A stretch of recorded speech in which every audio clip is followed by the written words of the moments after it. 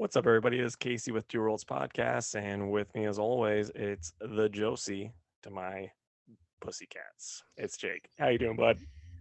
I'm good, but why did you hesitate before you said Because pussycats? because I was realizing I was supposed to say and the pussycats, so Oh, I just messed up. Take it from the top. okay.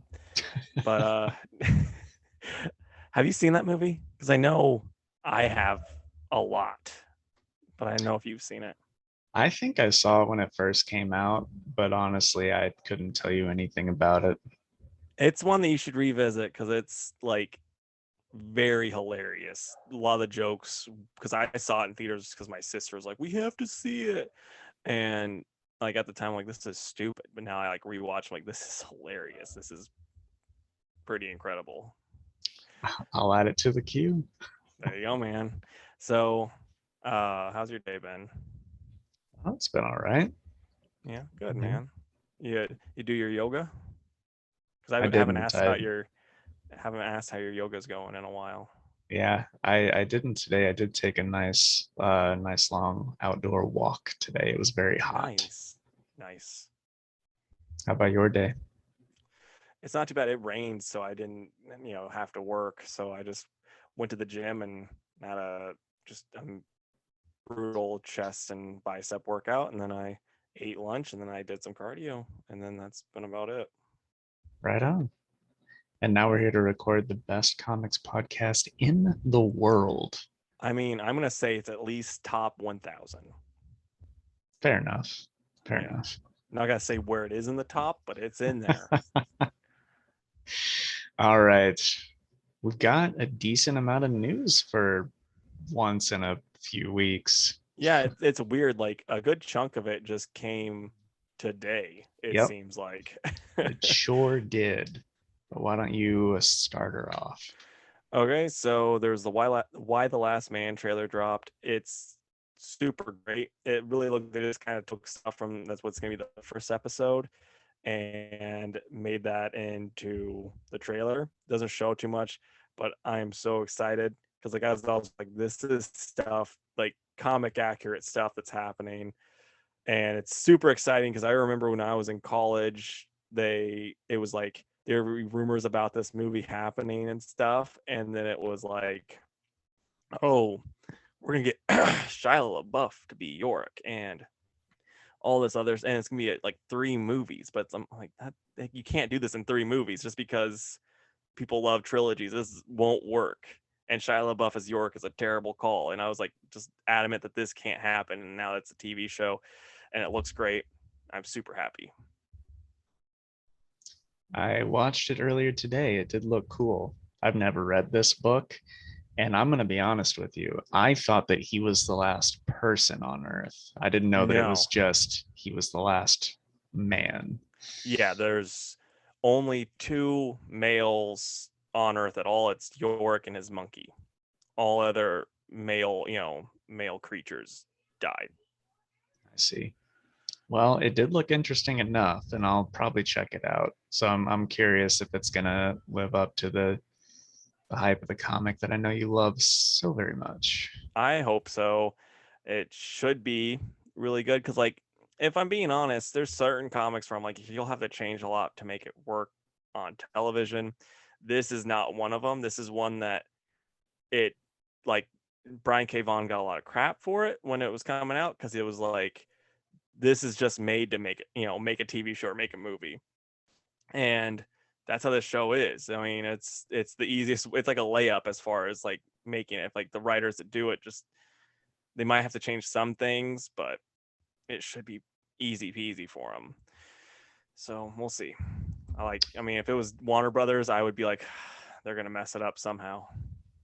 Is Brian K. Vaughan creatively attached?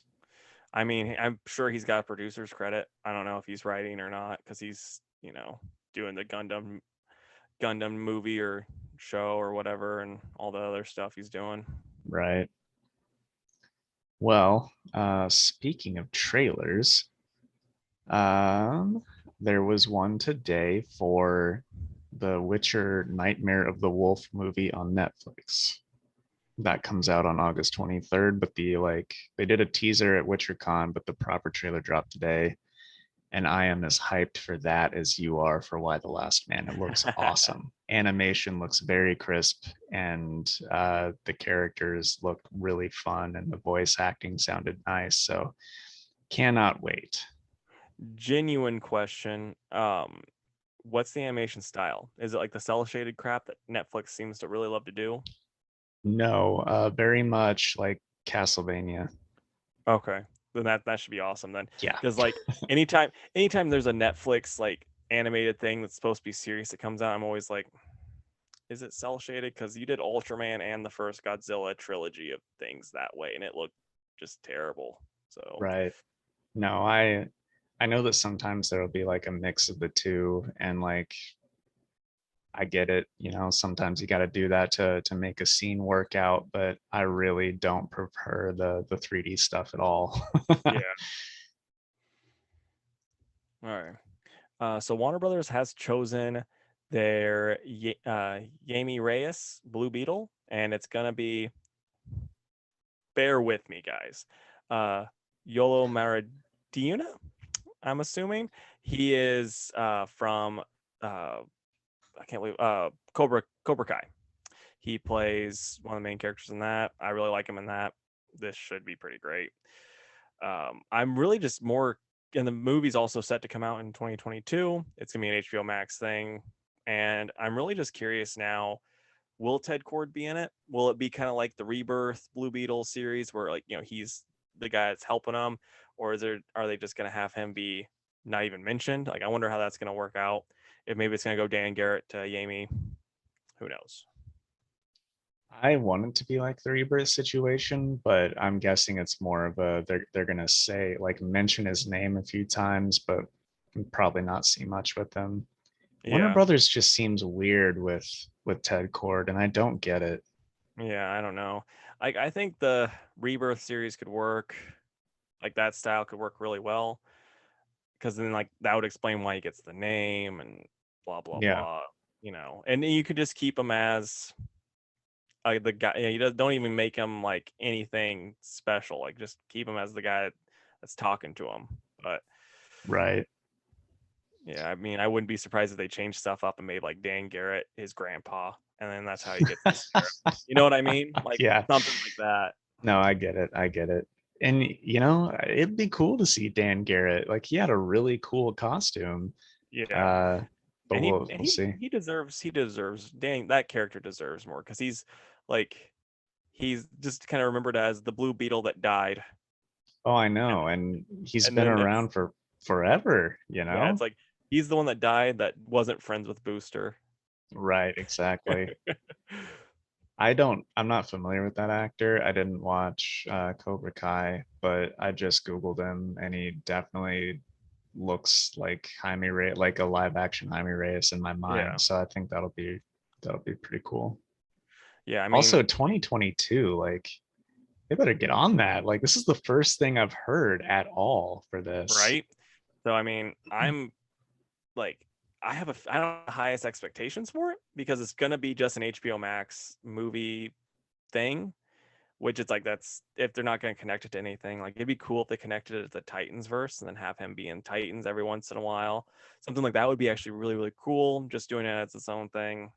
It's like it's hard to get overly excited for it because it's like, and I'm gonna go on a tangent, but it's like if you want these like, B or C characters to be able to be up top tier, you have to connect them to these movies that people are already caring about. Like I mean that's the way you do it. Like who was like, oh, I'm a huge black, who like mains like normal person was like, I'm a huge Black Panther fan, until it came to the MCU. Like if it was just like a random Black Panther movie off on its own, it would not have made the $1 billion that it made. Yeah. So it's just kind of stupid to me that they're like, no, we're gonna have this be its own thing, and then be surprised when it fails. I Getting your just had tea? some tea delivered. Yeah. She's great. All right. I agree. So I think what you just said about it being tied to the Titans is like a fantastic idea. That should absolutely be what happens with it. Yeah. I think it's cool and can work really well as just an HBO Max movie, but I mean they're gonna have to do like a lot of mentioning of other characters for it to kind of feel tied into everything. Yeah. And maybe if it does well, then they will tie it into other stuff. Who knows? But it's like, We're all spoiled at this point, right? Like everything has to tie into everything. and it's not even just that though. It's just like it's harder to get someone hyped that doesn't read comics about Blue Batman. Batman family. It's harder to get hyped about that versus, oh yeah, Blue Beetle. Like people will just go,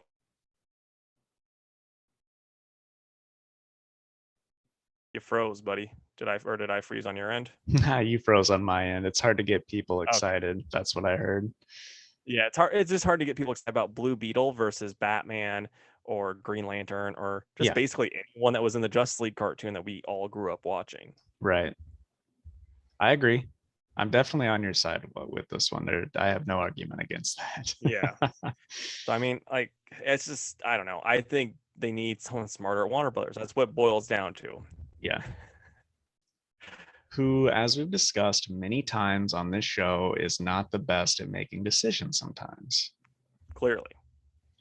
But hey, speaking of Warner Brothers DC properties, according to producer Peter Safran, Amber Heard will not be removed from Aquaman 2.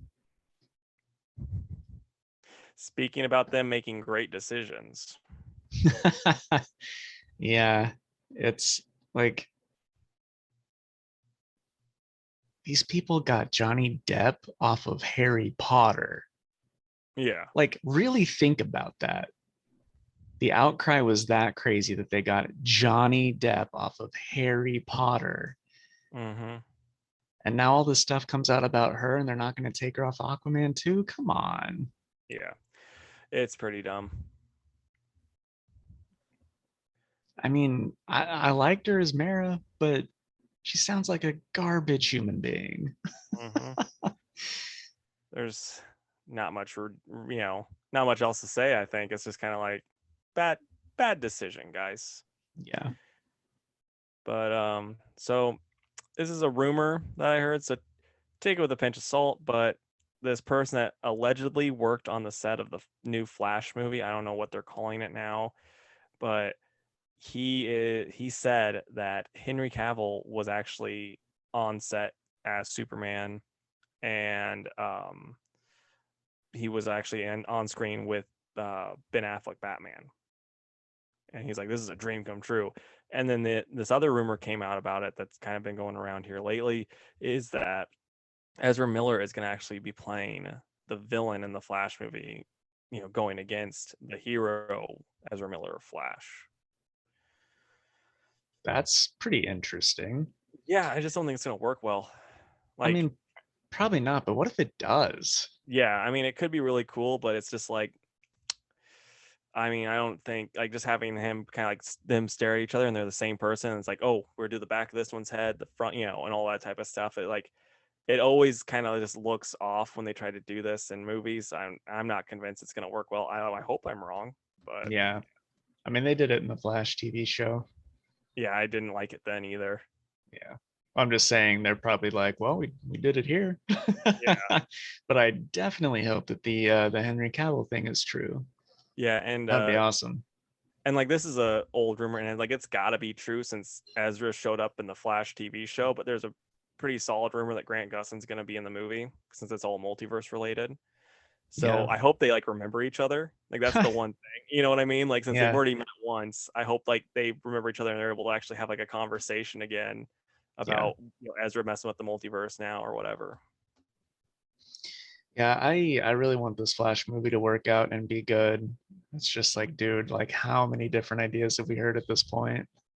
For years. I mean, it sounds like it's at least they're not doing Flashpoint now. Like that got scrapped altogether, which that's a good thing. Which I can't believe because Jeff is still in charge and Jeff loves to throw Flashpoint down everybody's throats. because he's making that money. I know. But I am very glad that they're not doing it. I'm so sick of Yeah. Flashpoint. I never want to read or watch Flashpoint ever again. All right. So Mark Silvestri is doing more of the darkness for Top Cow's Kickstarter that they're doing. So Mark is actually one of the creators of the darkness. So if you buy the hardcover volume 2 that's on Top Cow's Kickstarter, you will get a number 1 half issue by writer Christopher Mitten, and then all the art is done by Mark Silvestri. So if you like the darkness, support that Kickstarter. I believe in a thing called love, but Yeah, um, same darkness or different? different darkness. Oh, okay. But no, that's a book that I never read. Like it was one of those ones where I was like, as a '90s kid and reading Toy Fair magazine and Wizard magazine, I'd always see it and be like, "Oh, this guy looks so cool," but never got to read it. Mostly because my mom's like, "You can't read that; it's too dark." I'm like, "That's his name."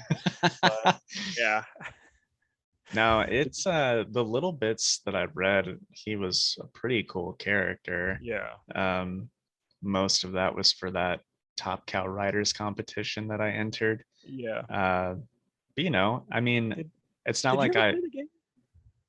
I played a little bit of the game. Okay. Yeah.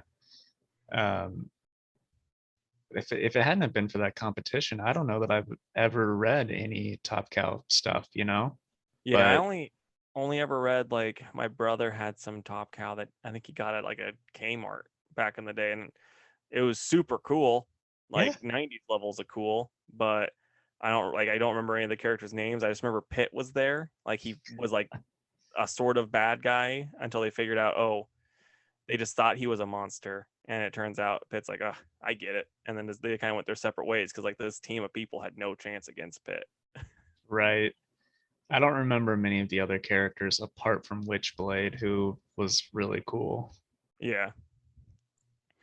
So allegedly, Captain Carter and other what if characters are going to appear in the Multiverse of Madness. So like I don't know if that they're actually gonna get the actress that played Peggy Carter, if they're just gonna kind of do like, animation style like they did in the show or whatever. I don't know how it's gonna work.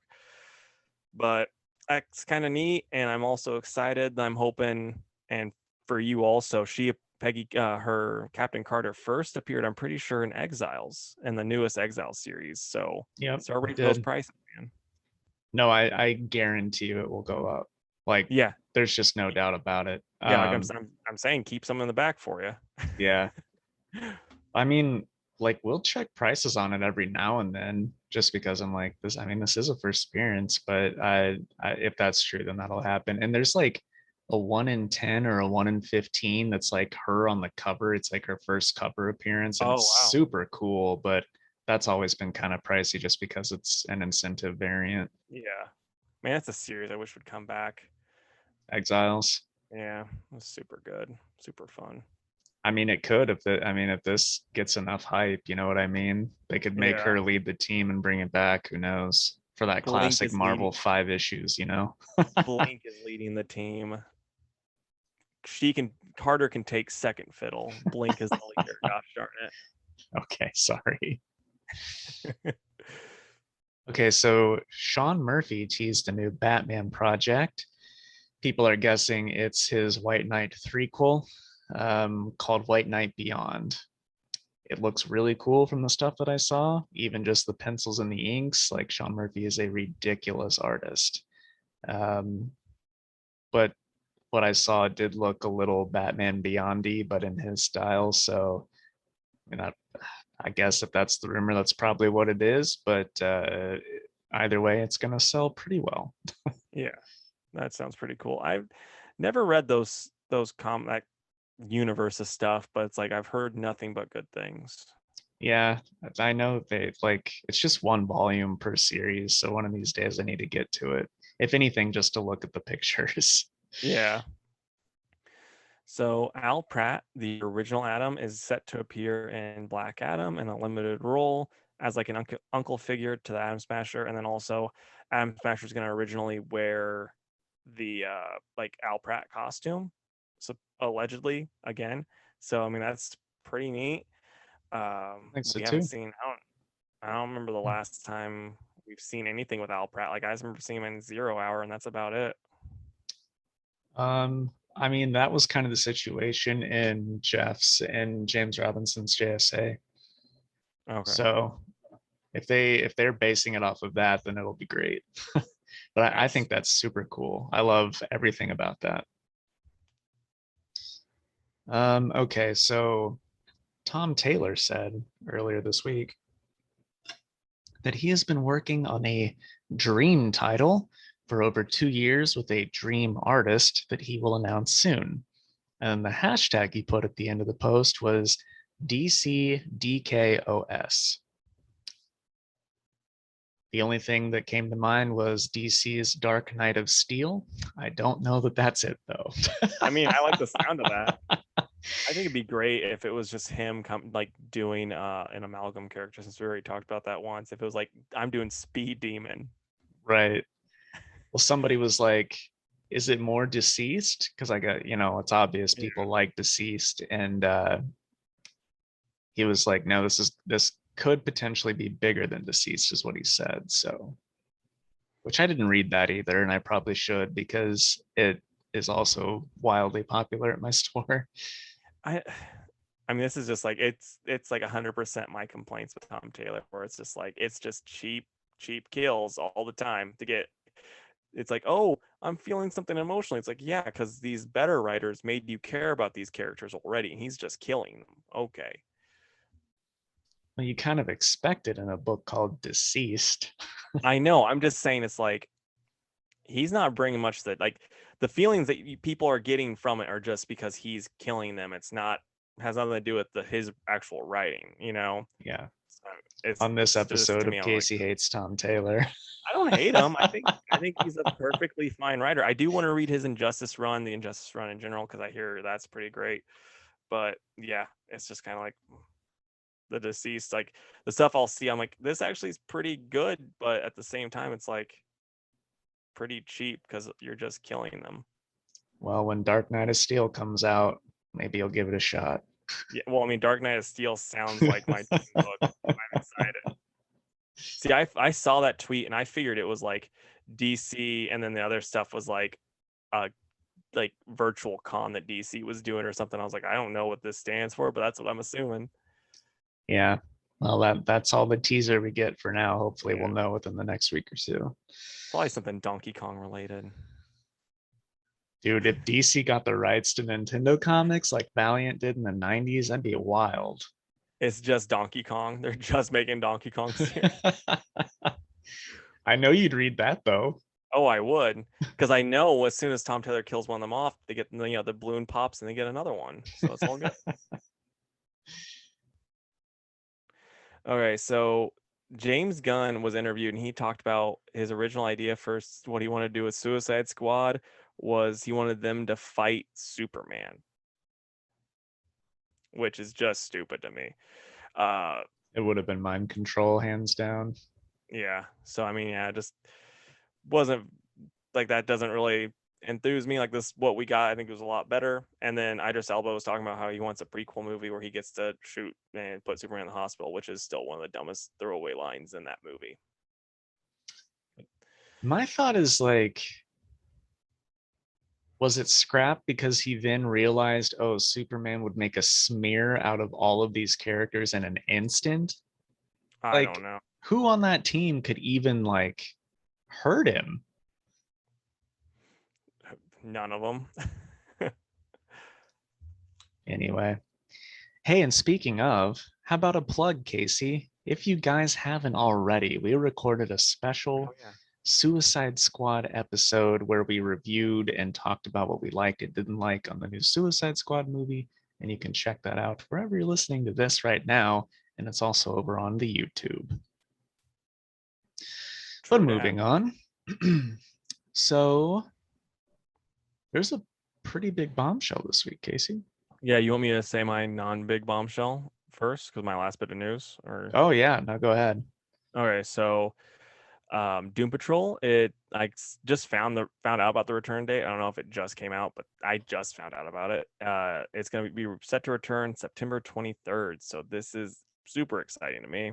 Love that show. I think there might have been a trailer. I didn't watch it though because I literally just saw this like minutes before we got on. I am just as hyped as you are. That I love that show dearly, and it's probably the best live action comic book show I've seen, honestly. Nice. Okay, so back to the big news of the week. James Tynion is leaving Batman and DC Comics entirely. So he got a very big contract with Substack.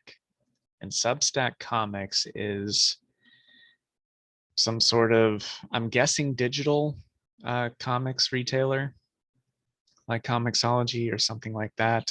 It's new. The first time I heard about Substack is when they announced that Nick Spencer was going to be writing for them, and that's why he left Amazing Spider-Man. Now they've got James Tynion. So he will be leaving Batman on number 117, which is 6 issues away. And Wow. then Joker number 14. I didn't know Joker was running that long. Yeah. So yeah, I think that's pretty crazy because I mean, he's very much like the head of kind of what's going on with the Bat books and a couple other things right now, and talked about how he had years worth of ideas. But according to his newsletter, DC presented him with a 3-year renewal on his exclusive contract, and they wanted him on Batman for most of that. And then he got another contract at the same time from Substack, and he said that they offered him like a way better money deal than even DC could give or would give. And he gets 100% ownership of whatever he makes for them, and publishing rights, property rights, everything. So he said he thought about it, but in the end, he's taken the money and all the rights that go with it. You know, it's like, I guess I can't blame him for wanting to get the bag. You know, it just Yeah. sucks because he's really become one of my favorites, and obviously, I want his stuff at DC to continue to thrive. But I don't know. What are your thoughts on that news? I mean, I'm gonna put a lot of the blame onto the way, and this is more. I mean, we've talked about this before. This is more Marvel than it is DC, but the way they treat their creators when it comes to the movies. Because if like he's creating just handfuls upon handfuls of characters for Batman right now, and if he knew he was gonna get paid good money for those characters when they inevitably show up in a DC movie or a TV show or whatever, he probably would stick around because at the end of the day, he'd probably be making more because he's got all these characters that, you know, if they were going to show up, probably. But then it's like someone today on Twitter said that like the people like if I don't know, like you make a character for the Marvel movies, then they're in it, you're getting $5,000. That's it. So, you know, like I get that because then if he's creating, like I said, he's creating all these characters, making this backlog of characters that they can just use whenever they want. I'd want a little bit more money for that. Right. I definitely get that. I, Um, I I hope it's not digital only though. yeah, and that I don't know. Um, but along with that, we got some other news for creators and whatnot um, that are going to Substack. So one of them, well, and this is still James Tynion, but he's doing a book with Michael Oeming called The Blue Book, and that is going to be a comic about UFOs. Hmm. And I saw some of the art teased for this, and like I know Casey would love it. Like the art style, it's absolutely gorgeous. And um, the only news about that is that Michael Oeming is going to draw it, and then it'll be lettered by Adita Bidikar. Hope I said that right. Um, but anyway, he said that he started getting back into UFOs last year in preparation for writing Department of Truth, and He just wanted to explore more of like the lore around UFOs and stuff like that. So he's just gonna channel all that energy into this book through Substack.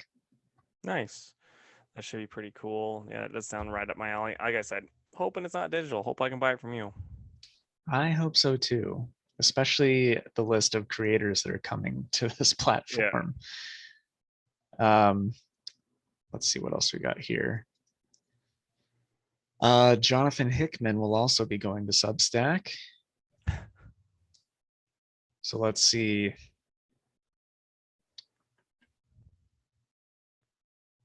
Dang it, where was that? I was just up. Oh, his is called Three Worlds, Three Moons. So I don't really know what that's all about, but Mike Del Mundo and Mike Huddleston will also be working on that, as well as Teeny Howard, Ram V, and Al Ewing. So it looks like that's going to be like a really big collaboration book, and there are some big names in that. Yeah. Um, and then apparently Scott Snyder's doing something for him too, but I didn't get any info on that. And then the Miles Morales writer Saladin Ahmed is also going to do something. With artist Dave Acosta, and that book is called Terror War, about a dystopian future where people literally battle their own fears that have taken shape. So Man, that could be interesting. wish that was real because I would kick like talking on the phone's ass, no problem, in like a terror dome. And here I just actually pulled up what Scott Snyder is going to do. And Scott will create a newsletter of instructional material on how to break into and create comic books. Nice. So You're gonna have to get that one, man. yeah, I mean that sounds very interesting, and I respect the heck out of him. So I definitely look forward to what he has to say about that. So anyway, we just heard of this Substack and they're coming out swinging. They've got some really, really big names. And my thought is if they're paying people big two money to do this, it's gonna open up some writer spots at Marvel and DC to make way for some new talent, I think, which can be That new exciting talent too. Huh? is us. Yes, it's us. Our backs are supposed to be Oh, together. do it again. Maybe they'll finally return our calls. Maybe. Hope so. And then I found like a little breakdown of how this Substack thing is going to work, at least for James Tynan. So for $7 a month, you get access to every comic and like every post. I guess the writers can post stuff on this platform. And then he says early bird access to special covers and merchandise. And then you can pay 75 for the whole year and you still get access to everything, but you pay $9 less over the course of the year. And then you also get a special deal with that. Everyone who signs up for an annual payment option in the first 24 hours is going to get a signed single comic book in the mail that he's going to pull from his own storage locker. Some of that can be rare covers and just whatever. And then there's also something called the founders tier, which he said he doesn't know how long he'll keep that spot open, but it's a super fancy deluxe version where you pay $250 a year. You get access to everything that he's laid out before. And you will also receive 6 extremely exclusive covers from 6 different projects over the course of the next year that will not be made available to any other sales platform. They won't be on any web store, and they won't be available to any other paid subscribers, monthly or otherwise. The only way to get those 6 covers is to sign up for this founders tier. So, yeah. I mean, go ahead. that's $250 a year is not too bad for that. It doesn't sound like to me. I mean, if you have that type of money lying around, when he said $250, I was like, a month? but at a year, that's not bad at all. I did read on Twitter that the way that they're making their money, the Substack or whatever, the way that they're making their money is they're taking 10% of the subscriptions. Oh, okay. And then I guess there was a short list released of the titles coming out, and the Blue Book is one of them. And these aren't like official titles; they're just like stand-ins. But there's ones called Operation Zoo Book, Operation Top Lock, Operation Nightmare, and Operation Dial Up. So Blue Light is out in September, Zoo Book in October, and then Top Lock will be Q4 of this year, Nightmare in Q1 2022, and Dial Up in the summer of 2022. So man, that's just like a whole lot of info thrown at us today.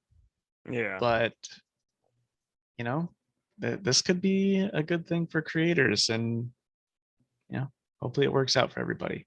Yeah, and like worst case scenario is a lot of these creators are going to get good and paid, and then this thing goes under, and then they just go back to their jobs at the big two.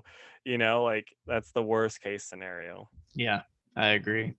I'm mostly just worried about comic shops. Like I'm hoping this doesn't hurt you guys too bad.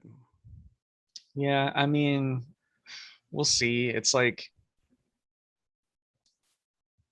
$7 a month to get access to all those. Most people will probably still come into a shop and get like their big two stuff or Image or whoever else that they want to read. I mean, for the price of almost 2 books, you're getting 6 or whatever. So I don't know. I guess we'll find out. I'm hoping that Substack will sign with, whoever to put these out, maybe Boom or IDW or something, who knows. Yeah, that'd be great. Or maybe Dark Horse will just dominate and take over, which would be hilarious to me, because I always had a soft spot for them. But yeah, I guess time will tell. All right, and that's the news. There was a lot this week, but now we'll take our ad break, and then we'll come back and talk some comics. So we'll be right back. Okay, Casey, I have a story if you'd like to hear it. I do, because I saw the title of the story in our notes, so I'm pretty excited for it. Yeah. So I don't know when it was. It was like Thursday or something. This guy walks in, and this is not going to get political or anything like that. But at my store, I'm asking customers to wear a mask when they come in, which I don't think is a very tall order. Very simple thing. This dude comes in and he doesn't wear one, which is fine. That happens. I ask him if he has one. He says yes. He goes out and he gets it. And but the funny thing was that he's like, "Oh, sorry, I'm from Illinois," and then walks out and gets his mask. And I'm like, being from Illinois, I'm like, yeah, okay, well, that makes sense. But anyway, he comes in and he starts digging through stuff. And meanwhile, another gentleman comes in and recognizes this other guy and just acts like his long lost brother has been found, and is just all over this guy, like slapping his back and like, "Come here, you," just really buddy. And then I understand what's happening. The first guy that comes in, the masked dude, actually owns a shop over the river. And there's plenty of shops over there. I won't name drop and call anybody out, but then they just start talking about how, "Oh, well, at my shop I do this," like just talking shit on my shop. Yeah. And it's like, "Oh, the dollar books are like this? Well, at my shop I do it this way." And the guy's like, "Yeah, I know, I'm there all the time." And I'm just like, am I getting trolled right now? Like, what is going on? And I'll be honest, I was starting to get pretty mad at a certain point, because like I can laugh off a lot of stuff, and but at a certain point, the thing you've poured your heart and soul and money into for over half a decade at this point, it's going to get under your skin. And the guy, I can't get into too many more specifics before it becomes like it could be a problem. So I won't. But eventually, the guy who kept asking for discounts, by the way, I did not give him any. Finally just gave me a bunch of money and then left. So I guess in the end I won because I'm never going to that shop and giving him any money. Just go back there and buy all the books back. Well, it was funny because I had this really nice book in my glass case, and he's like, "Oh, how much do you have on that?" And I told him. He was like, "Oh, okay. Has it been in there long?" I'm like, "No, not really." It's like, "Oh, okay, just wondering. Are you firm on that?" And I'm like, "Pretty firm." He's like, "Oh, okay. I'm not gonna resell it. It's like for my own collection." Like, oh, well, that does make it cheaper now that you say that. Here you go, sir. Like, what did you want me to say? Yeah, that's really funny. But anyway, grade A, like certified douchebag. Yeah. Do Was he not wearing a go into another store and say, "Oh, well, in my store I do it this way." Oh, ho, ho, ho. Yeah, like, You, buddy. there's a good way of doing that too, though. Like if he would have been like, "Oh, that's a really cool way that they're doing this," Or and even that's an interesting way. yeah, like, "Oh, look at that, they got the all their books packed up together doing sets. That's really cool. Yeah. That's neat." It's like, huh, everything's organized and he can find anything that I ask. It'd be Wow. funny if he just thought you were deaf. So like when he goes up to order, he starts doing sign language, and you're like, "I know, I heard everything." It's funny because I immediately went to the reviews, the Google reviews on his shop, and they weren't as good as mine. And all the stuff that I was reading, I was like, and he was really talking crap on me when people are saying this about him. Yeah. It'd be funny Anyway, if like it was all the stuff that they were complaining about, like was the stuff that he's like, "I do my shop this way," and it's like they're some just of it saying, was, some of it "That's was. hilarious. That's hilarious." Like the biggest thing was like the organization. And granted, like many of the people listening know how my shop is laid out. I spend a lot of time, Casey, making I sure know. that everything is alphabetized and in nice order. Like I there's know. nothing wrong with the organization there. And I know you I know, but I have I to mean, say it. I will say the only thing that's like not the best is the dollar books because they're underneath and it's just like, "Oh, just go in, grab whatever you want." And or at least that's how it used to be whenever I'd go and visit. And it's like, "Oh, you can find Thunderstrike in there. So that's awesome. You just have to make sure you look for it." Right. Well, I've made some progress on that and getting it as That's good. alphabetical as I can, but Yeah, people because still like will be like, I don't want this anymore, and then shove it wherever they're at currently. And it's like, dude, just put it back. yeah, and it's like and those books are so crammed in there. It's you know a Yeah, mess trying to mess with them. So I get it. So yeah. But anyway, that's the story of the douchebag that came in over the week. nice. All right. Welcome back, folks. Thanks for listening to the ad. Or, as always, we have an exclusive story over on the YouTube if you want to hear me complain about a customer. Maybe it was you. Maybe you were the Maybe. douchey guy that I'm complaining about.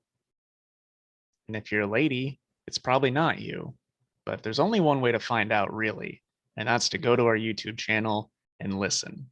And if it was you, comment down below. It was me, and this is how I do my podcast. Anywho, Casey, what comics did you read this week? I read Robin, Immortal Hulk, Nice House on the Lake, Green Lantern, Crush and Lobo, Ultraman, Ginny Zero, Stillwater, The Good Asian, the Joker puzzle box. Yeah, Joker a puzzle box, Silk, and Batman. What about you? I just want to say I'm sorry about Puzzle Box because I had every intention of reading this because Zdarsky was writing it, and that's what I read when we reported it on this show. But he Yeah, just did the cover. that's really funny. Yeah, because So like, I mean, it was fine. Like we'll talk about it when we talk yeah, about it. but But still, I didn't want you to be like that. Jake swindled me into buying this book because I no, swindled myself. in all honesty, I just assumed that there's about 50 different dark label or black label, Joker themed books. So I was like, probably just messed up and got the wrong one. All right. Anyway, I read Suicide Squad #6, Spirits of Vengeance, Spirit Rider #1, Runes #1, Justice League Infinity #2, Joker Presents a Puzzle Box #1, Silk #5, and Batman 111. Nice. Now, So Casey, I would like to remind you that we are holding ourselves accountable starting this we are. episode. And this is the Our Man Comics review segment where Yep. we are not going to go over 1 hour talking about comics. We'll see if we can do it. But at the end of that hour, we're done talking. So Yeah. let's see how this goes. I will start. It's gonna set mine too, so I know I'm not rambling too much. Let's start it in 3, 2, 1, go. Okay, so first thing I'm going to talk about is going to be Robin because Jake already talked about it, but I do just want to touch on it with, my feelings. And this is by Williamson and the amazing Jorge Corona. I'm not going to bash that art because it's actually really good. But I will say Jake's complaint with it being Raish Al Ghul, the way he's acting, I do agree. It is a bit off. Like when I was reading it, I was like, he just seems like Richard Dragon. Like that's the only knock. Like if it turns out that like he takes off his Ra's al Ghul mask and it's Richard Dragon, I'd be like, saw it coming. But other than that, I really liked it. I think this book is a lot of fun, and it's like I'm mad that we didn't get to talk about it last week together. But yeah, I'm gonna give it an 8 out of 10. 49 seconds. All right. Justice League Infinity #2. This is written by J.M.D. Mateus and James Tucker with art by Ethan Beavers. I almost said Ethel Beavers, which is a character from a TV show. But anyway, this book is fun. So basically, Superman and evil Superman, whose name I'm totally blanking on right now. Overman, that's who it is. Okay. Overman. Switch places. And it starts to happen with some other characters too. And Superman is on like Fourth Reich world and everything is going poorly. And some of Earth Prime's heroes are fighting Overman. And then Martian Manhunter shows up and looks into his mind to see why he is such a jerk. And then we get some more stuff with Amazo. So it's been cool. Lots and lots of references to the Justice League cartoon as well as Superman animated series. So I really like that. It even tells like episode numbers and stuff, which is really cool. Oh, so nice. It's a fun read. Nothing to complain about, but nothing blew me away. So I'm going to give it a 7 out of 10. Right on, man. Yeah, it's they never could have done Overman though in the actual cartoon since lots of Nazi ties there that I don't think that could have worked. Right. All right, but next for me it's going to be the Immortal Hulk, and this is by Al Ewing with I think Joe Bennett on the art, but the longest part is going to be it's Joe Bennett on pencils. And I really did not surprising no one, I was not a fan of this issue because it's written more like a newspaper article than a comic book, because like as you can see, the pictures are like all the writing is on the side. This is all the dialogue, that's everything. And it's just not a good way of doing things, in my opinion. I just didn't like it, and it's another one of those things too where the Avengers just start fighting the Hulk because he's like cockily smiling, and it's like the Avengers wouldn't do that, in my opinion. It's pretty stupid that he shows up there because he's trying to figure things out, and then like, oh, he's smiling at them and they're getting mad. Like it's like a brother sister type of thing where it's like, "Ah, he's smiling at me," and then they fight. That's how stupid that is. And so, but then the Fantastic Four show up and they try to help him, but it turns out that they can show him how to get to Bruce, but they can't actually go with them. And so it ends with him jumping through the portal with the reporter. And I'm excited for this book to be over, but this was not a good issue in my opinion. I did not like the style of the storytelling, and I still think the Avengers are written way off. So I'm gonna give it a 4 out of 10. Well, good news, there's only one more issue. Bad news, I hear it's not coming out till like November or something. October, I'm pretty sure is what it says in the back Oh, of the is it? book. Oh, Yeah. okay. Either way, it's like, man, gonna drag it out even more, huh? Just watch. It's gonna end on like a cliffhanger and be like, surprise, we got 50 more. Here's a question though, real quick. Would you have loved this series if it stopped at the like 25 it was supposed to stop at? Probably, I think that's like right around when I was like kind of losing interest, I think. But which it's like sad that it's been 25 issues since then. Because Yeah. like it started off so strong. Like I could probably get like you could probably give someone that first trade and be like, here's a really good story. And then they would read it and be like, this is awesome. I want more. And then you're just like, no, you don't. Fair enough.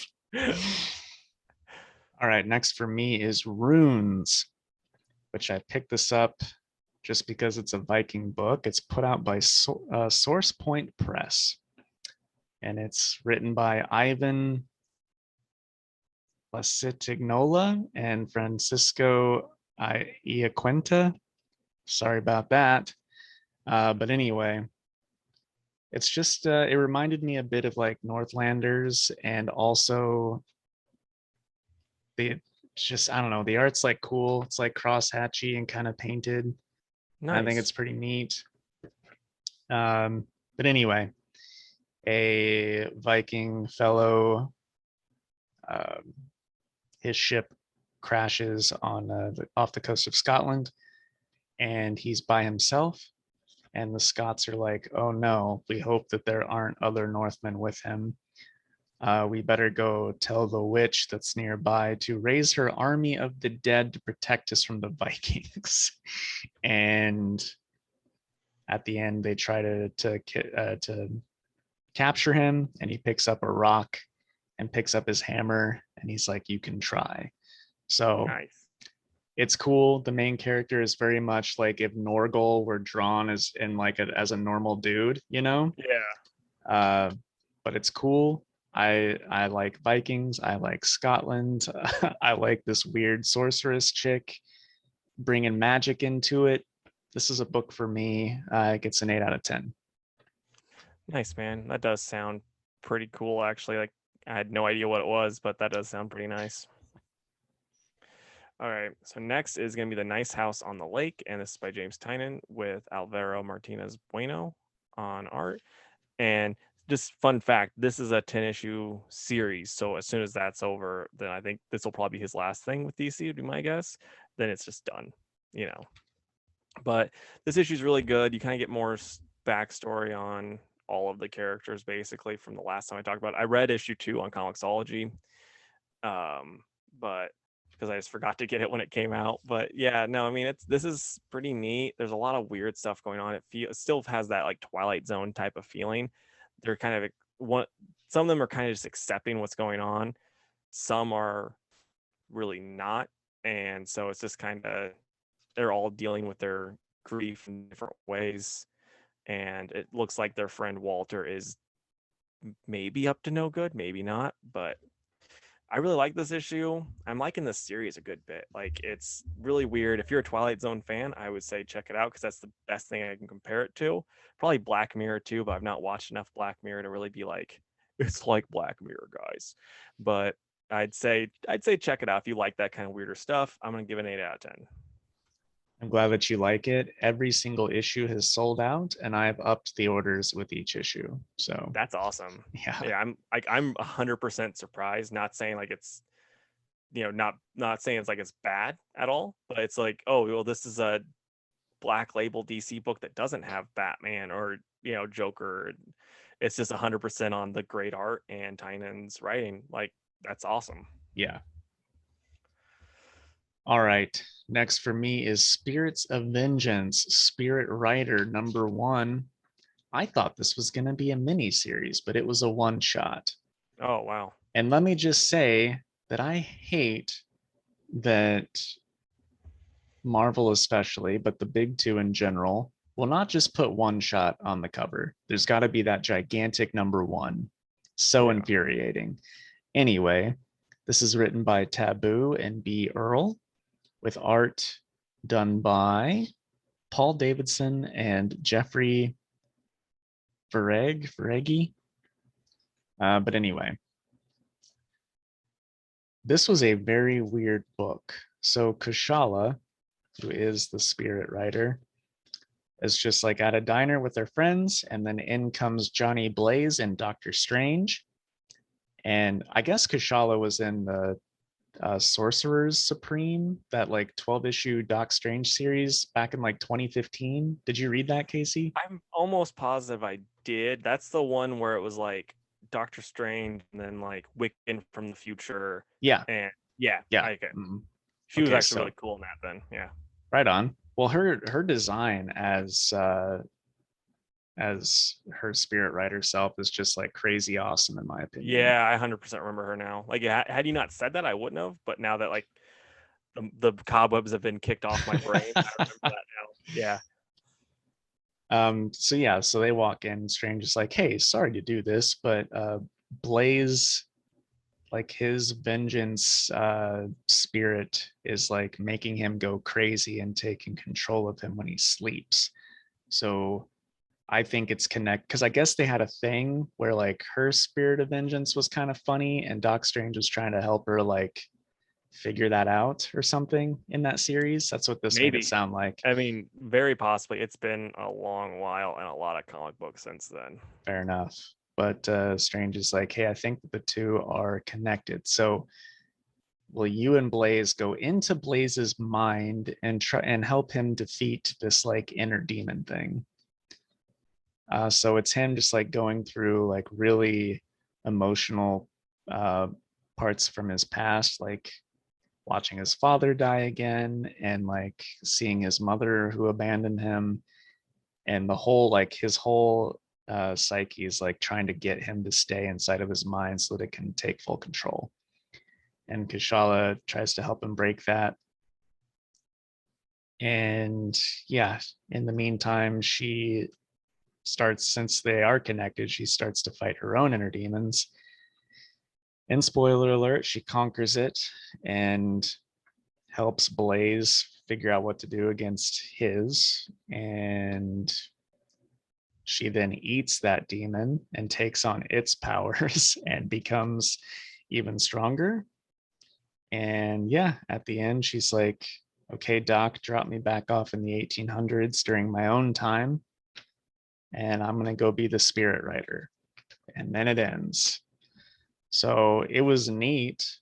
It's just like, well, I kind of want to read about Spirit Rider back in the 1800s. Like that's what I Yeah. thought I was getting into. So I don't know. Maybe the Marvel way, they'll come out with a new #1 in a couple months and it'll be a 5 issue. Who knows? But Yeah, I could see that happening if this sold well enough because it, yeah, they could have been like, no one wants to read this, and then it's enough sells, and then Taboo gets to write some more. right. And really, I mean, I like Taboo's Werewolf by Night. You know, I know. this was perfectly fine. So it could work out. Yeah, art was neat. Story was like fine, but again, you can only do so much with the one shot. So like, yeah, I'm gonna give it a 6, but just because it ended up being something completely different and most of it worked, but it needed to be more. So I got you. But I think it's like I'm gonna say this one positive thing. I don't like Black Eyed Peas, and like when I found out Taboo was getting to write comics, I'm like, this is stupid. But it's like everything so far sounds like it's at the worst solid from them. Yeah, So it's like that's absolutely. awesome. Like good on them. Right. Okay, so next up is gonna be Green Lantern. I'm showing this cover because it's got Joe going against all of the Sinestro Corps. Fun fact: never happens. You May know, I interject? Because I know yes, what does happen, and it's a yes. Sinestro three-way. Yes, here you go. Yep. So there's that, and first off, this is by Jeffrey Thorne with Tom Rainey, Marco Santucci, and Andy McDonald on the art. And so yeah, there's that. And you want to know who the Green Lantern is that fights all of the Sinestro Corps members and kicks all of their butt? Is it John Stewart? No, he's still trapped on the other world without a ring. Oh, who is it? Oh, it is a Teen Lantern. Is it the Teen Lantern? It is, and she's just wrecking them like they are nothing. The And Sinestro Corps? yeah, look, here's some. Okay. Why is she so strong? They try to say later on that like the main problem, like because there's one lantern that finally like drops her. She had to sneak up on her and play with her mind, and it's like basically, she doesn't have the training to actually know how to hold back. So these other Sinestro Corps members are actually holding back, and she's not. But I'm like, that's a bit of a stretch, guys. So yeah, it was pretty stupid. I was hoping for seeing some Joe, and then we get the more of this regular John Stewart story that I've not been too enthused by so far. And it looks like he's gonna have to try to save Kilowog in the next issue because he saves all the people and brings them back to the ship, the Green Lantern ship that's out there. And yeah, this series has not been doing it for me. I was hoping that was going to be like the Flash book where I was like, I don't really like this, but we'll see where it goes. And then it went somewhere awesome, and I'm like, this is going to do the same thing. And then it's like, no, it hasn't at all. Yeah, that's a shame. I always pick it up and flip through it to see if like should I pick this up and give it another shot. Yeah, Then I saw the Sinestro three-way and I was like, nah, this isn't the issue. yeah. I'm gonna give it probably a 2 out of 10 because like not like first off, put Kitty Lantern on the front fighting the Censor. Don't give us Joe, the one that everyone likes. Don't do that. Don't give us hope. And then you have the backup bit story. It's not really going anywhere in my opinion. It's just been kind of sitting in mud, spinning its tires, and I've just not been enjoying it.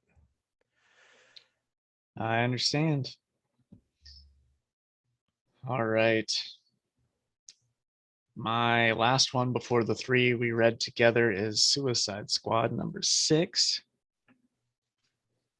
which was, you think I would just have this open and ready to read the creative team, but why would I do something crazy like that while you are doing your thing?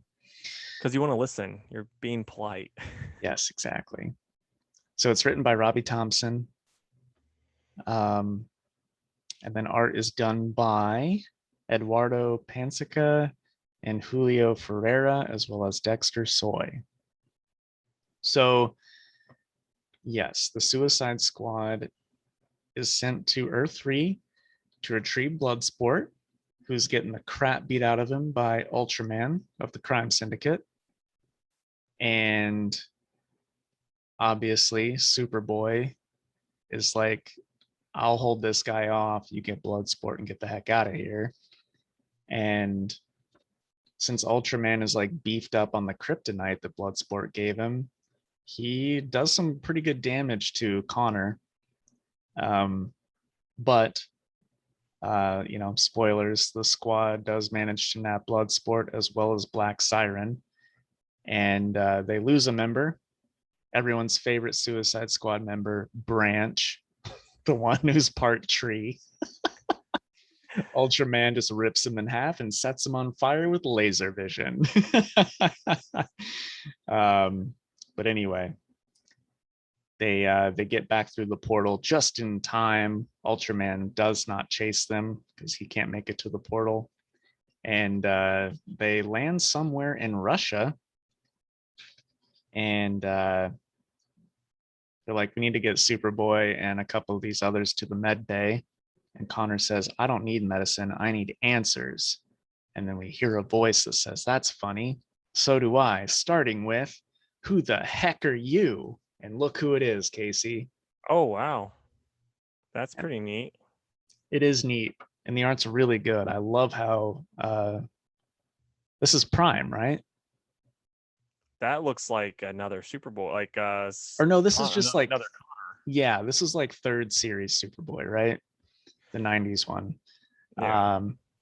So yeah, it's just like, man, what is going on here? We got all sorts of Superboys.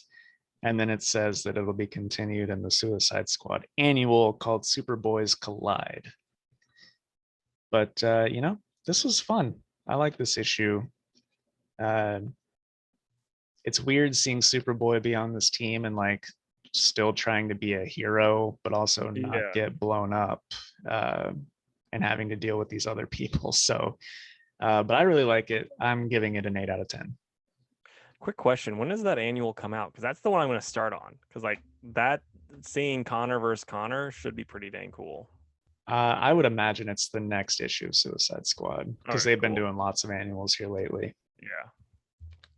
Okay, so for me, the next is gonna be Crush and Lobo, and this is by Mariko Tamaki with Amake Nalupan on the art. And there's this like, basically Lobo has changed his ways. He's been sitting in grief counseling, and he's been able to talk through all his issues, and that's why he wants to see Crush. And like there's one funny part where there's a praying mantis who talks about oh, like how could he be normal? His mom ate his dad's head and all of his siblings heads when he was born.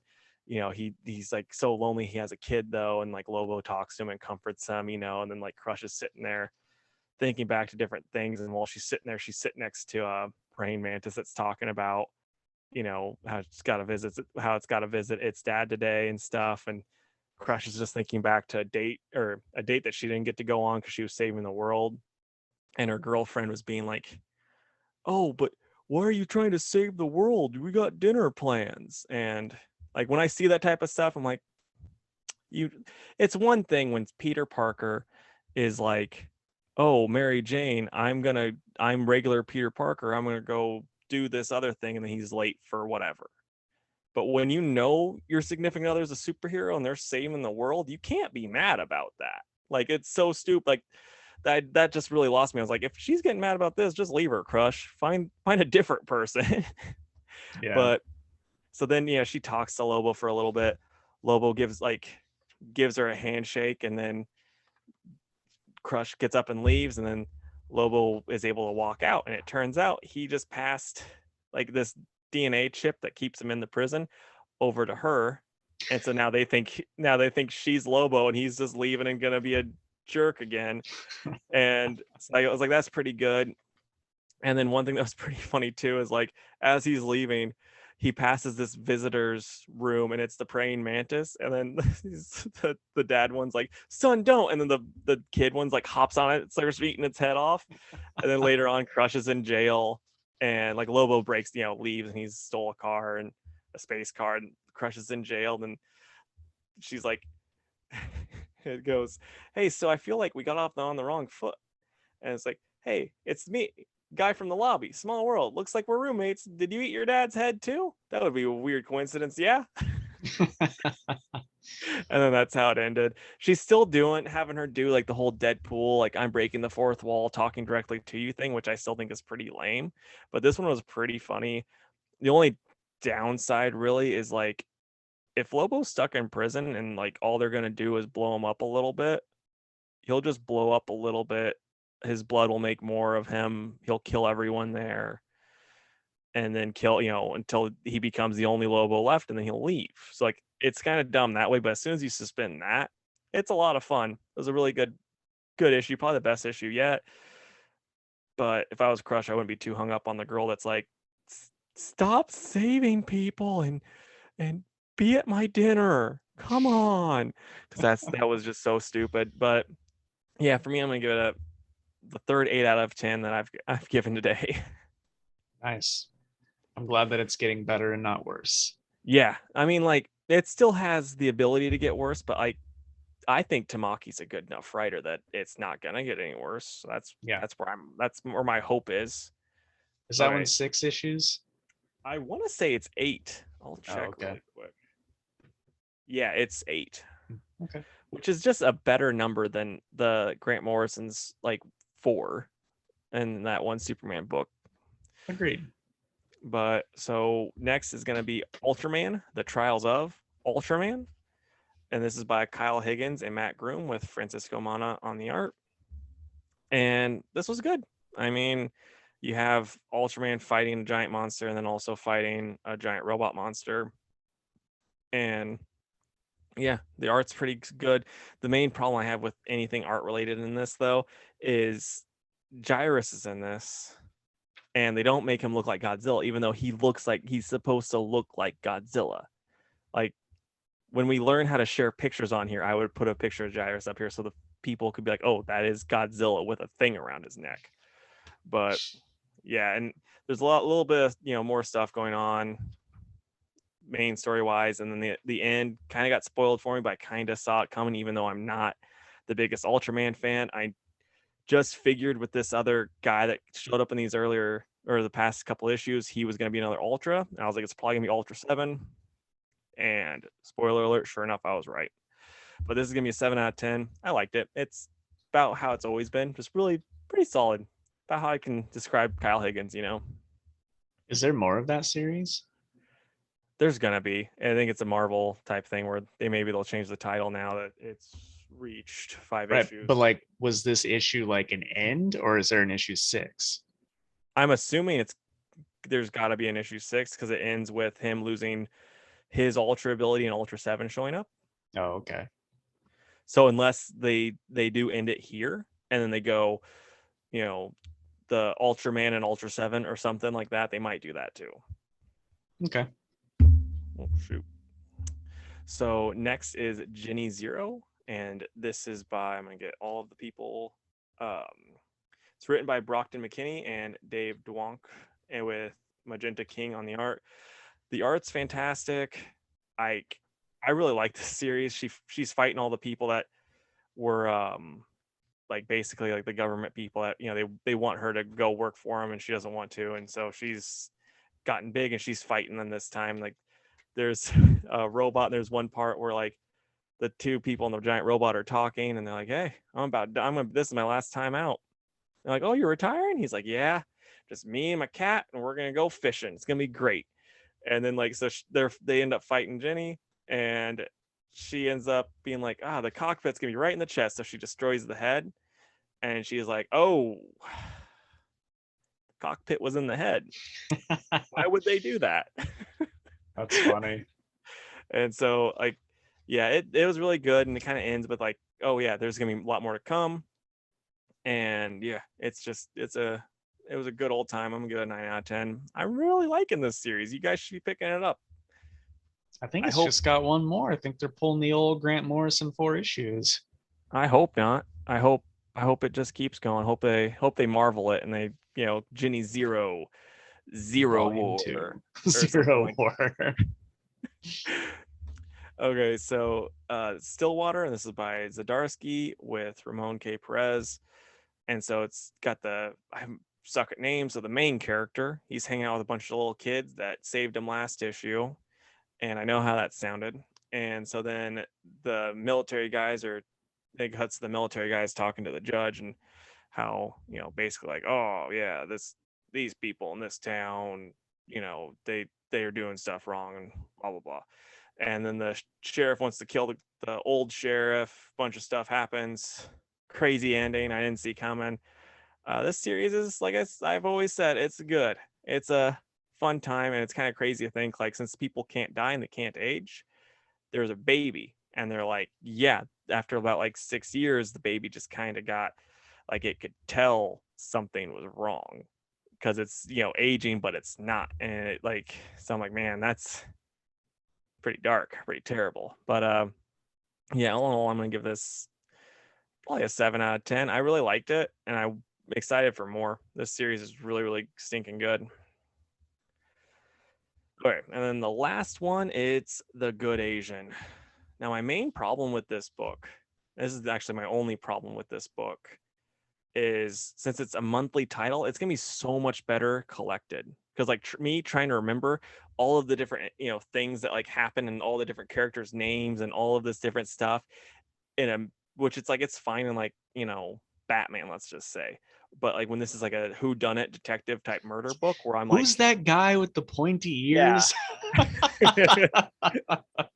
And like with this being like a who done it with all these new characters, all like people kind of have like similar names where it's like Frankie and Todd and that type of stuff, and then there's Chinese names strung out, and so it's like it's hard to kind of like remember everything and then also try to figure out who is actually the bad guy.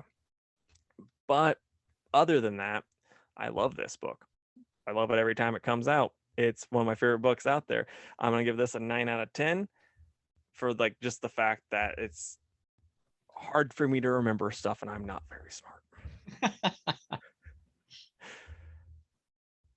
All right. You want to do Joker, Silk, Batman? Yep, that's how I have it laid out. Excellent. The Joker presents a puzzle box number 1 by we've got Matthew Rosenberg writing it and Jesus Marino and Joshua Hickson on the art. Casey, what did you think of this one? It was fine. Like it was pretty fun. The Joker I think is written pretty good. I don't like how they just bring all these characters in. Like I think Catwoman, Deathstroke, Black Mask, Mr. Freeze are all out of, and Carly are all out of place. Yeah. It's like you're telling me the Gotham City Police Department arrested and brought in Deathstroke. Yeah. And it's like with the help of Batman and his friends, but still it's like, no. I hate that. That's another thing I hate. They make like they're putting Deathstroke more and more as like a Batman rogue, and it's like, no, just keep using Deadshot. That one works. I Deathstroke doesn't. know.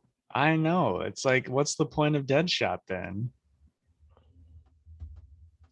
But yeah, I agree. It was the like my biggest thing was that right there. Just everybody that was in jail. But it is nice to get a little Gotham City Police Department stuff. You know, them just trying to do their police work and figure out who, spoiler alert, murdered the Riddler. But Joker's being his wacky self and telling it from his, side of things, and it's definitely entertaining. Uh, you know, Nothing blew me away. I didn't hate it. Yeah. No, I mean, like this is probably the most okay book out there that I've read this week, at least, where it's like there's nothing really that outside of what we kind of complained about. There's nothing really you can be like, oh, I hated this about it. But there's also nothing that you're gonna be like, oh wow, this killed it. Though I do like whenever Joker is talking about the stuff with Riddler. I love that art. It's very Francisco Francavilla-ish, and it's great.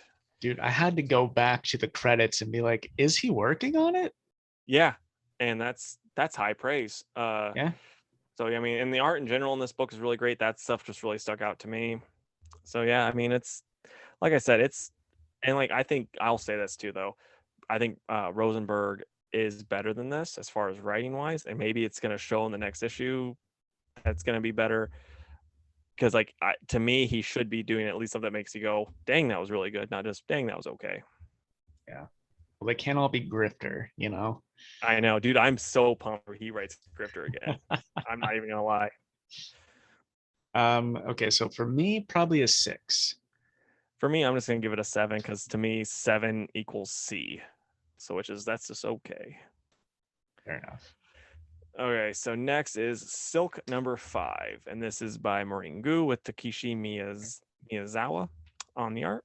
And what do you think of this one? Outside of finding out that this is the last issue. Yeah, what I was gonna say is that I'm sad that it's over. Yeah. But if we do need to talk about, stuff that we might not have cared for, it's like you put this cool demon on the cover. I expected some more of that in the book, and Yeah. we really don't. Like the climactic fight here at the end was just over so soon. Mm-hmm. It really was. Like, that's one thing, and that's why I don't really think this is the end of the book. Like, it really has like the end of the Shang-Chi series vibes to it, where it's like, oh yeah, they're gonna do another one, and it's gonna pick up where everything left off. And because like you had, they were like trying to set up like maybe a romantic interest between Silk and the Bad Lady, and then all of like the demon stuff that was going on, which was really cool. Like, I mean, outside of the fact that the fight ended so quick and like it was kind of anticlimactic and like Silk wasn't that necessary there, like it seemed Yeah, like it seemed like the lady just wanted to flirt with Silk more than she actually wanted her help. I know. That's the thing, is like I grew to like that chick quite a bit. She's smart, she creates neat gadgets, she blew the head off of Cat Lady, which was Yeah. kind of crazy. But I like that. She's like, I didn't say I wasn't gonna kill anybody. This Yeah, was personal. So, but yeah, the art was incredible, and I want more.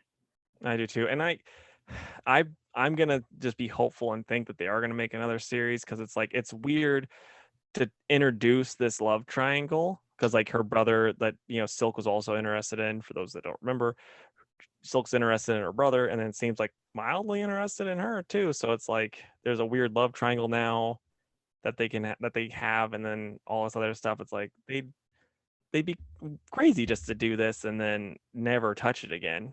Yeah, So, yeah. Silvermane's daughter is way more interesting than Silvermane has ever been, in my opinion. in all fairness, you just found out about Silvermane like 3 Doesn't issues. that say something though? Anyway, I'm gonna give an 8 on this one, just because the big demon fight was a letdown for me, and just it could have been a little more. Yeah, I'm gonna give it a 9. Like I think that's about what I've given. It was either 9 or 10 for every issue, and I really liked it. I thought I had a lot of fun with it, and it was just good. What would you rate the series as a whole? Oh, a 9 easily. It Yeah, wasn't same. perfect, but it was darn near perfect. Yeah, I Yeah. agree, man. If you guys haven't got it at this point, get the back issue since there's only 5, or grab the trade when it comes out. But if you were like me, and I think Casey too, and had never really read Silk before, this will make you care about Silk.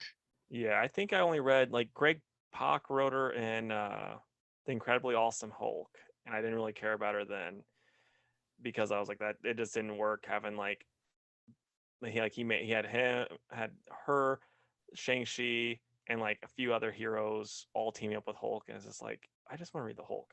But then Dan Slott's version of her, it was just like this is like his nerd fantasy where it's like this girl just wants to sleep with Peter Parker because of his pheromones, and I was just like, man, that's a bit weird. Yep. Much like Dan Slott in general, just kind of weird. Fair enough. All right. And finally, we've got Batman 111. And this is written by James Tynan and art done by Jorge Jimenez. Now, Casey, I know that you were like pretty cool on the last issue. What'd you think of this one? I mean, it had some great art scenes, but the amount of just crap I can give about green haired girl and friends is so low. And then the fact that like last issue, Batman is just getting his butt handed to him by that one dude, and then this time, like, or the girl's friends is like modded up strength is kicking his butt until they just decide, nah, he's not gonna do that anymore, and then he wins, and then later on, spoiler alert, Scarecrow can just one shot the guy. It's like, oh, I guess your helmet isn't needle proof, and you Yeah, didn't see that coming. 2 words, Casey. Needle fingers. Yeah, it's just Bet like, you well, weren't expecting that, were you? and it just shattered his mask. Yeah. It's just like, man, that's aye, aye, aye. But What do you think? man, Scarecrow sure does look cool. No, I mean, I'll be honest. Everything in this book looks cool. Yeah.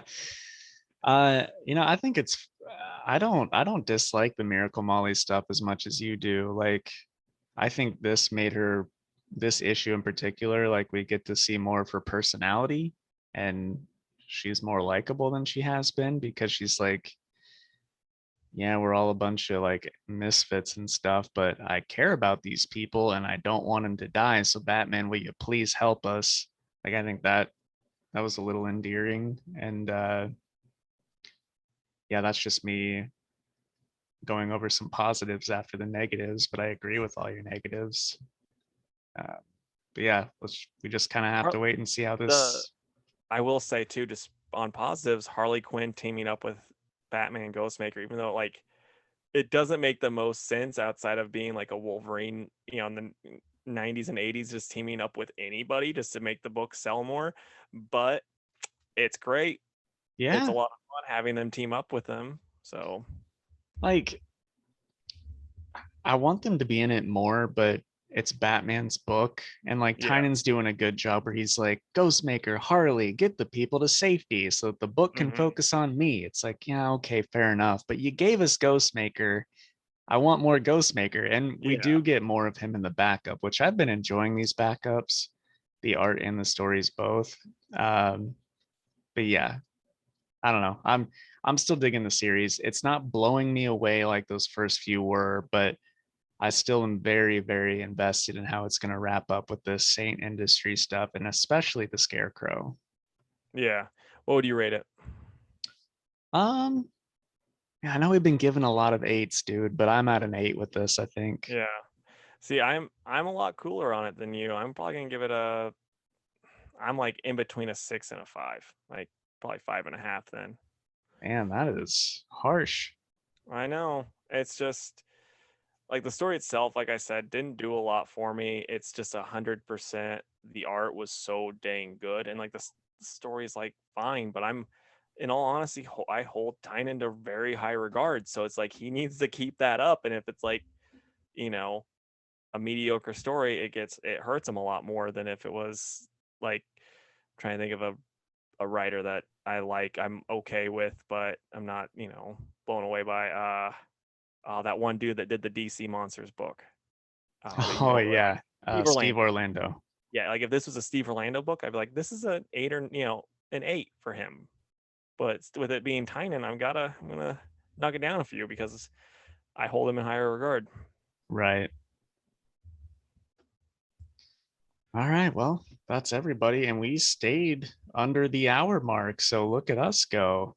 So let's talk about more comics for 19 more minutes. I know we say that, but it's just because I read half the comics I read last I week. know. So we'll see. Yeah, you didn't read 5 Star Wars books this time. I could have, I know. but I didn't. All right. So for next week, let's go over what we're excited for. There's a lot of fun stuff coming out next week, but number one on my list is going to be Hardware. I've been all about the milestone books coming out, and Hardware's been in everything else. We just haven't seen much of him just on his own, so I'm excited for that. Yeah. And then uh, I'm going to say Wonder Woman because you all know how much I enjoy that at this point. And then for the final one, I don't know, man. I don't know if I have like a one that I'm as hyped for as those other two. Yeah. Maybe Infinite yeah, Frontier. maybe Infinite Frontier. All right, man. Okay, so for me, it's gonna be Daredevil for sure. I'm gonna toss Batman Urban Legends in there. I've been enjoying that, and it's getting close to the end for the Zdarsky story, and I know the Grifter one's done, so that's too bad. But yeah, so I've been enjoying that. Runaways, I'm gonna toss that in there, and yeah, that's all three of mine. Yeah. I guess I could have said Joker. I just now saw Yeah. that on the list, or Justice League Last Or Ride. That's been good. Pennyworth. Yeah, or Al Ewing's Defenders. Yeah. All right, Oh, Fantastic Four. Fantastic Four times. So you and me talked off pod about maybe not going to C2E2 this year due to all of the new variants of COVID and how there's like we didn't talk about this, but there's like another variant that's in South America. I don't know what that one's name is that's coming our way. So it's the South American variant, like right now, if you get one, it's gonna be the retailer's variant. But but like we are talking about, maybe not going to C2E2 because it might not even happen, that type of stuff. So I was just thinking though, if it does, how could we incorporate, the masks into our cosplay? So give me like 4 cosplays that people could do or we could do that are COVID friendly. Well, the ones that I came up with aren't necessarily ones that I would do, but these are the ones that came to mind. So you could do like Scorpion or Sub-Zero from Mortal Kombat. Spider-Man, or like any of the spider people that wear, the full mask. And then like Batman Beyond or Red Hood, again, their heads are covered. Or you The could only go, problem with Batman Beyond is his mouth moves. well, that's true. I don't know how that future tech works, but it does I don't something. know. And then if you just wanted to go all out, you could do like Iron Man and just be fully covered head to toe in metal. Nice. But really just any costume with a mask, or your head's fully covered. Well, not any costume with just a mask, because Batman would not work. Well, when I say mask, I I mean know. mouth covering. Yeah. Yeah, because like Silk is like the perfect one in my opinion that comes to mind, because she's literally wearing Yeah. CDC required mask over her face. And then Grifter would be probably the one that I would Ooh, do, since yeah, that's a I good one. like him a lot. Red Hood was a good choice though. Like the one downside is if you have a cold and you sneeze in that snot is sticking right in there and it's not coming out. Steel. Let's go Steel. That'd be a fun one. And then Again, though, his mouth moves. oh yeah, how does that? That must be the same tech, like the Batman Beyond mouth moving future metal tech. Okay, we'll do Steel from the Shaq movie from the 90s. My favorite movie. I know. And then last one I'll do. Wait, no, that one doesn't work either because he had it cut out. I'm pretty sure. Yeah. I mean, it's your favorite movie. You should have caught me on that. I just But love it so much. I know. A vigilante, because he's Oh actually yeah. got that. That's an Yeah. easy choice, easy one to do Oh, too. that's one I would do, honestly. That's a Yeah. good one. Hey, you'll be vigilante, I'll be grifter. Sounds good. So we'll do that. If you comment down below, vigilante grifter C2E2 2021.